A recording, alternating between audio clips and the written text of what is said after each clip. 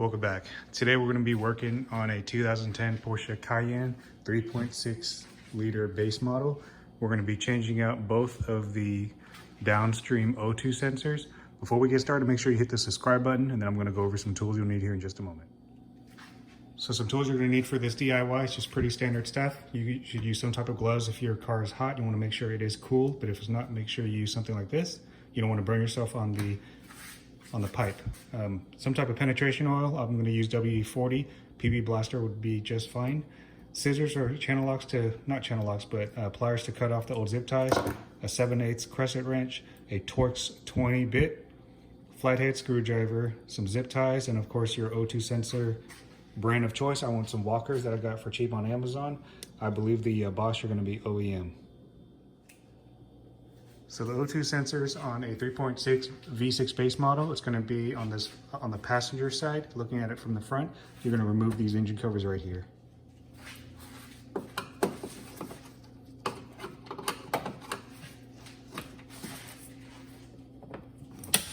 Whoops. This is what they look like.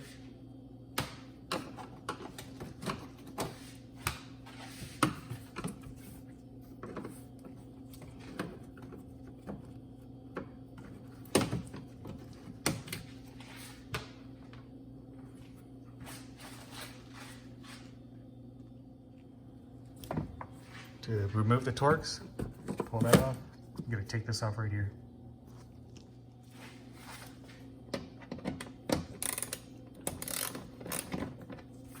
Should be on there. It's not gonna be on there very tight.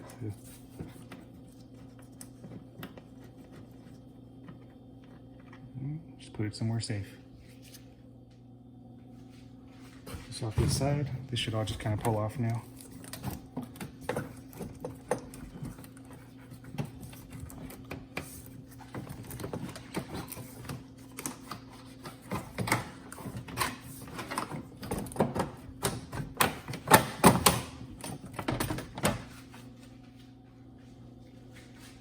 Got that loose. You want to take these off too.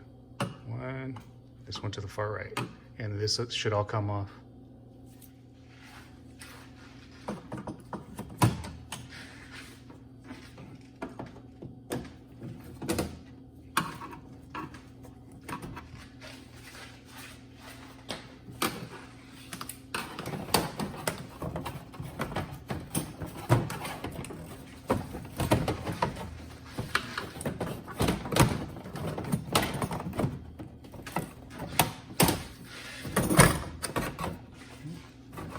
Put that on the ground or somewhere safe. Now that that's off, you want to put your cap back on here.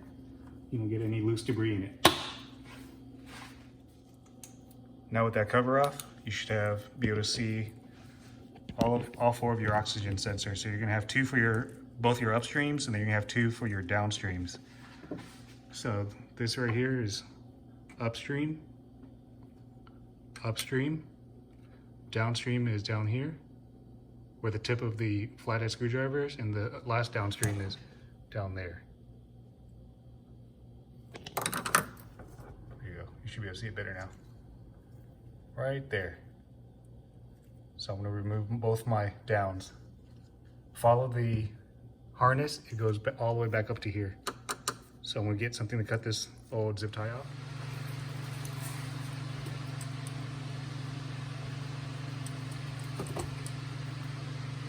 Be careful.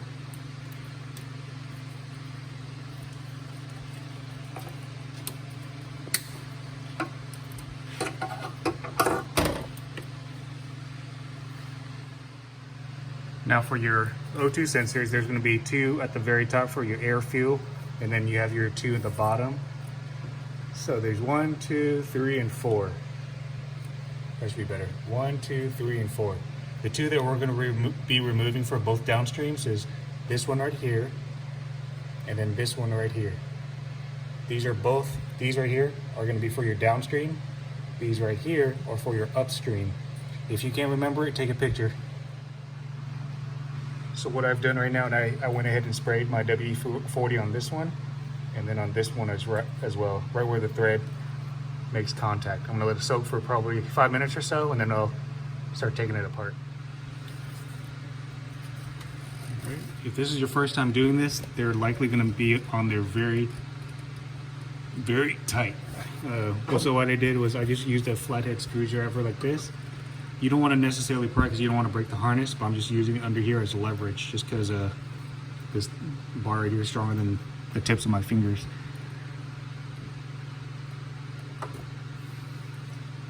There we go. And the same thing with this one.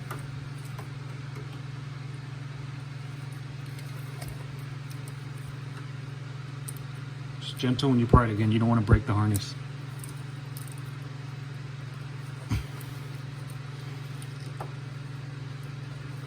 Oh man, it's really on there.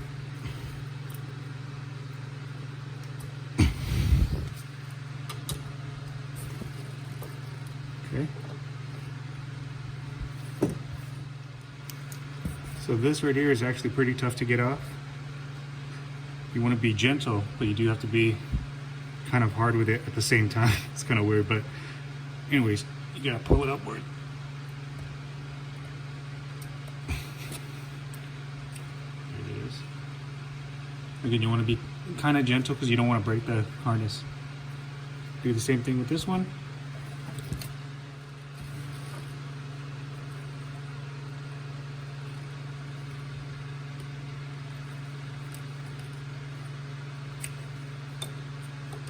Right.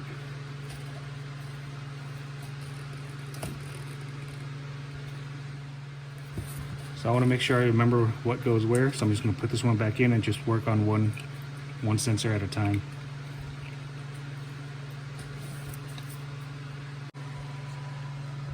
Okay, so now I let mine soak for about 5 minutes.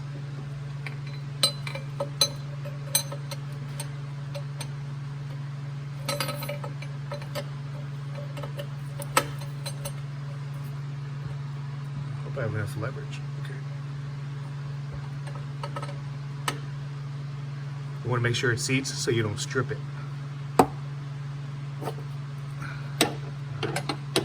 Nice. We'll go ahead and loosen it off by hand now.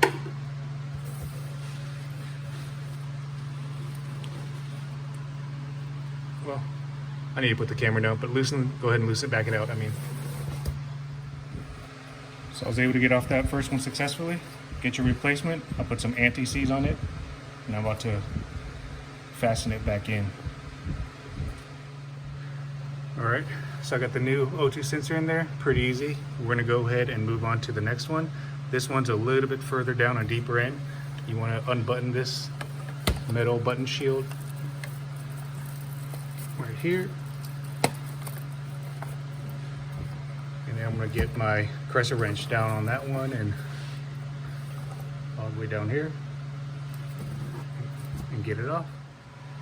So I finally got the other downstream O2 sensor, the one that's back here. The easiest way to do it for me was to, instead of trying to do it from the front like this, I went over to the side, I stepped on my wheel, and then it allows me to arc more over here, and then you get your crescent wrench on the back side here on the firewall side. And then you should have plenty of access and plenty of room. So there it is. This is the one, like I said, this is the longer one. It's a little bit harder to get to. I went ahead and just put on some anti-seize. I'm gonna go ahead and get this new one reapplied. Overall, I would say it's pretty easy. Just be a little patient with everything car related. You always gotta be patient. So again, both of those are gonna be the two downstreams. I'm gonna go ahead and get everything reinstalled. If you're gonna do both of your upstreams, these are gonna be the upstreams. So right here, and then right here. So you're gonna have to take this heat shield off if you're gonna do both of the upstream O2 sensors.